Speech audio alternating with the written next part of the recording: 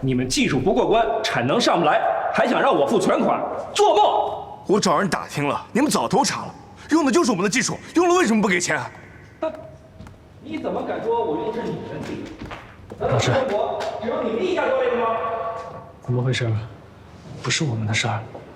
隔壁实验室和他们的合作方闹矛盾了，他们嘴笨，我跟杜玉就是帮他们吵架。帮着吵架？啊，他们欺负人，明明用的是我们的技术，就是不肯给钱，还各种找理由。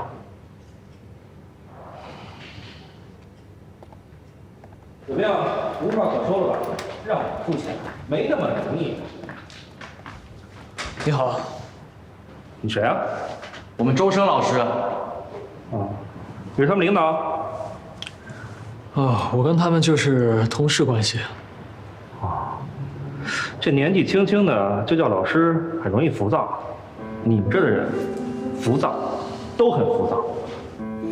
技术不过关呢，就承认，不丢人。丢人的是做不出东西来，还管我要钱。我今天来是尊重你们这些科研工作者，日后解约的事情，找我律师谈。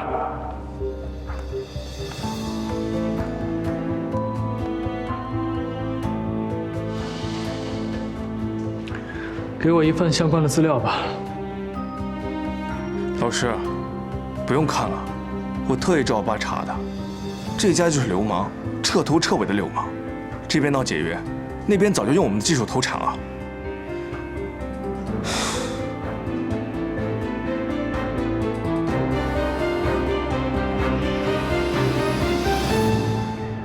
明天我和新能源部门负责人开个会，回头我再找你。难得见你在家聊那边的事。不是那边的事，和研究所有关。是隔壁实验室的人，他们去年给一个锂原料的企业做技术顾问，现在对方想要单方面毁约，还不肯给钱。所以你帮他们找梅行打官司？这个官司取证非常困难，耗的时间也长，还需要找第三方的专业机构来辅助鉴定。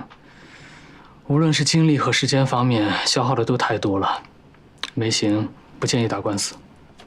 那就这么算了。我们找了一个中和的办法。什么？我们有几个新能源的产业园，现在新能源部门正好要做计划，想要收购一批小原料的生产企业。他的助手明天就会跟新能源部门的人实地考察一下，没问题的话就可以直接纳入购买计划了。这样不仅满足了我们的采购需求，也可以让这件事更加合理的被调查一下。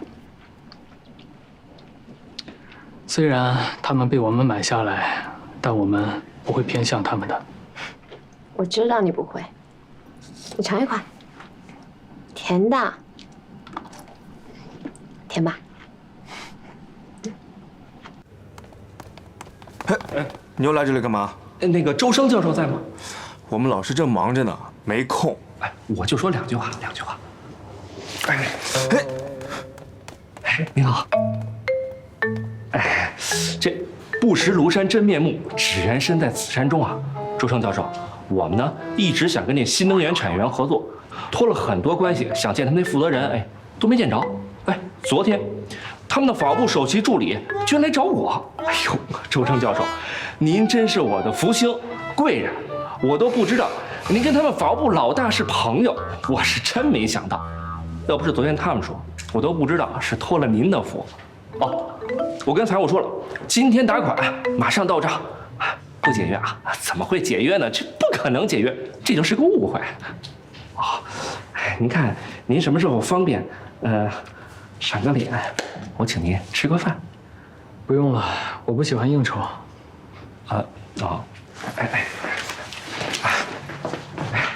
我呀是最欣赏那些最新科研不应酬的人。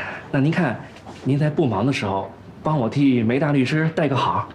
好。哎，那我不打扰您了。哎，不用送。哎，老师，他说的是你前2天提的律师朋友吧？对，有名的大律师。